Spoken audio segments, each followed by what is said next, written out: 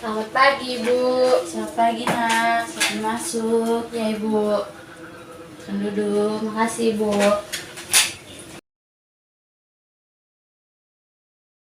Apakah duduknya sudah nyaman? Sudah, Ibu. Kamu Sherlyn kan, siswa kelas 11 IPA 1? Ya, Ibu. Saya Sherlyn dari kelas 11 IPA 1, Ibu. Berarti sudah tahu dong nama ibu, karena ibu bekerja di sini sudah hampir 2 tahun. Ya, Ibu. Nah, kalau ibu boleh tahu, Nak Sherlyn aslinya orang mana? Saya aslinya orang ini, Bu, tapi karena orang tua berpindah tugas ke Kupang, jadi saya juga ikut dan bersekolah di Kupang, Bu.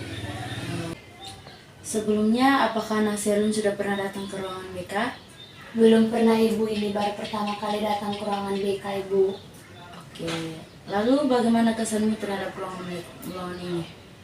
Kesan saya terhadap ruangan konseling ini, ruangannya cukup nyaman dan bagus, Ibu, tapi jujur, Ibu, saya tuh merasa takut karena berada di ruangan ini, Bu.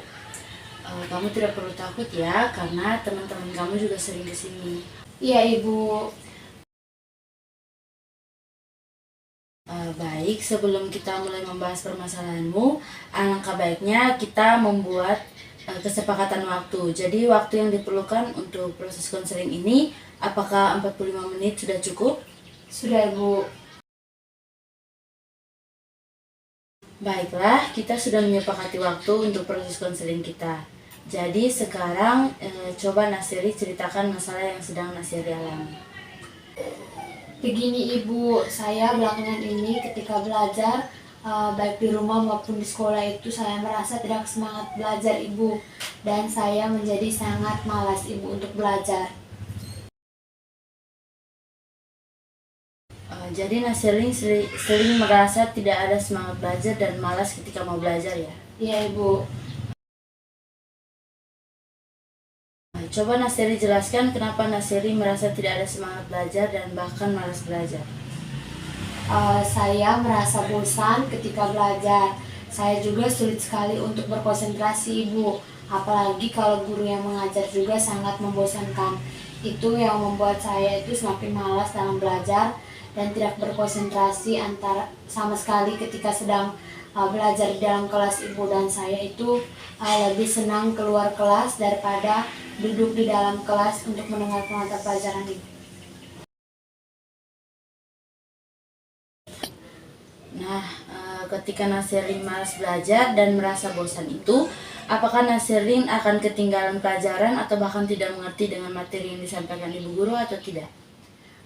Untuk itu, materi yang ibu guru jelaskan atau pak guru jelaskan di kelas, saya tetap mencatat materi dari teman-teman yang saya minta ibu minta catatan mereka. Tetapi akibat dari itu saya tidak mengerti sama sekali dengan apa yang saya tulis, Ibu.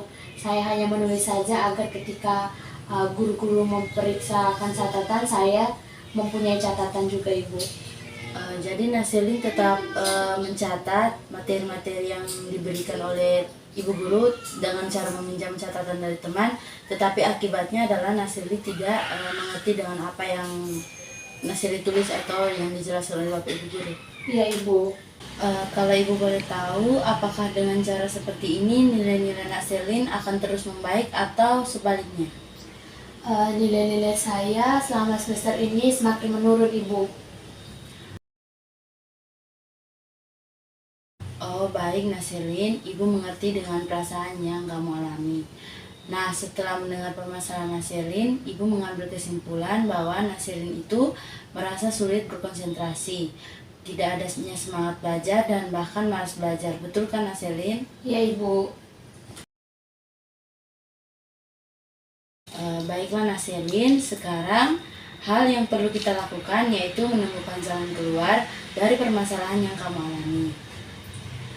Dari permasalahan Nasirin, ibu punya teknik yang bisa membantu Nasirin untuk menyelesaikan masalah ini, yaitu teknik self-management.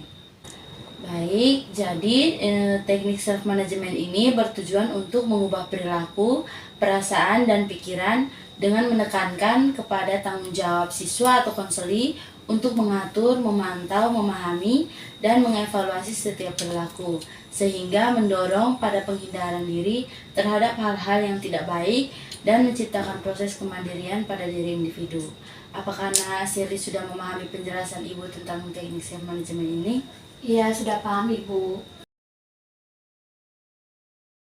Nah, coba sekarang Nasirlin pikirkan hal apa yang bisa membuat Nasirlin tidak malas belajar dan sulit berkonsentrasi lagi. Hal yang bisa saya lakukan itu Ibu, saya harus bisa melawan rasa malas yang ada dalam diri saya dan melatih agar saya bisa lebih berkonsentrasi lagi dalam belajar Ibu. Nah, Nasirli sudah tahu hal yang bisa mengurangi kejenuhan belajar. Jadi, apa solusi yang Nasirli lakukan untuk bisa mengatasi kejenuhan belajar yang Nasirli alami? Untuk mengurangi kejenuhan belajar, saya bisa melakukan kegiatan belajar dengan suasana yang menyenangkan. Misalnya, di rumah saya mendengarkan lagu sambil mencari suasana baru, misalnya di balkon rumah maupun di dalam kamar yang saya rasa nyaman Ibu. Bagus Nasirli. Nasirli telah menemukan solusi yang Ibu pikir solusi itu sangat tepat. Apakah Nasirli bersedia melakukannya dengan sungguh-sungguh? Iya Ibu, saya akan berusaha melakukannya dengan sungguh-sungguh dan saya ingin menghilangkan kebiasaan buruk yang ada pada diri saya Ibu.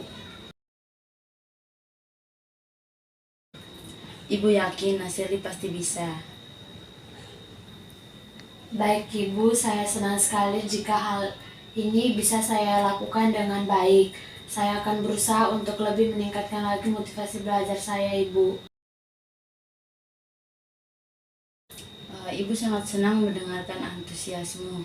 Lalu, apakah masih ada hal lain yang ingin Nasirli sampaikan? Saya rasa sudah cukup Ibu.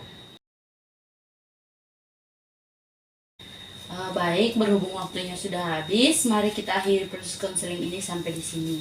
Sebelumnya, Ibu akan menyimpulkan hasil dari pembicaraan kita tadi ya. Di awal, Nasirli mengatakan bahwa Nasirli seringkali kehilangan semangat belajar, sulit berkonsentrasi, dan bahkan menjadi malas belajar.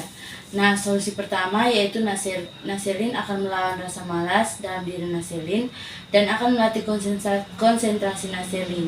Dan yang kedua, Nasirlin akan mencari atau menciptakan suasana belajar yang berbeda atau menyenangkan agar Nasirlin tidak cepat bosan dalam belajar dan agar bisa meningkatkan motivasi belajar dari diri Nasirlin. Bagaimana Nasirlin? Iya Ibu. Jadi sekarang bagaimana perasaan Nasirli setelah melakukan proses konseling ini? Saya merasa senang dan lega Ibu setelah menceritakan masalah yang saya hadapi. Sekarang saya sudah tahu apa yang harus saya lakukan untuk kedepannya Ibu. Baiklah kalau begitu, Ibu juga senang mendengarnya. Baik, sesi konseling ini akan kita akhiri dan baik Nasirli jangan sungkan lagi untuk datang menemui Ibu jika Nasirli ada masalah ya. Baik Ibu, terima kasih banyak atas apa yang telah Ibu sampaikan. Saya juga sangat merasa senang Ibu. Ya sama-sama nak, Ibu juga merasa senang. Semoga kamu bisa menerapkan apa yang telah kita bahas hari ini ya. Iya Ibu, kalau begitu saya pamit kembali ke kelas Ibu. Permisi. Selamat pagi Ibu. Selamat pagi, ke kelas ya. Ya Ibu.